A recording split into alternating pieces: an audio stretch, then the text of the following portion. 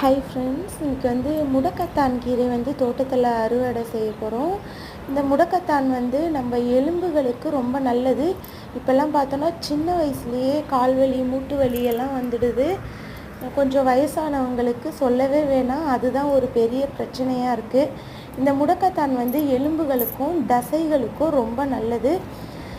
இதை நம்ம அடிக்கடி உணவில் எடுத்துக்க நமக்கு நேரம் இருக்கிறதில்ல. அதுக்கேற்ற மாதிரி ஒரு சட்னியோ இல்லை நம்ம ஒரு கிரேவியாவோ செஞ்சு சாப்பிட்றதுக்கு நேரம் இல்லாததால் இது அடிக்கடி நம்ம உணவில் எடுத்துக்க முடியறதில்ல.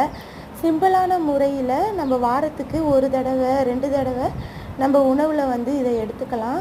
இந்த கீரைகளை சின்ன சின்ன துண்டாக நறுக்கி நம்ம தோசையோடு சேர்த்து சாப்பிடும் போது நம்ம சிம்பிளான முறையில் இதை அடிக்கடி உணவில் சேர்த்துக்க முடியும்.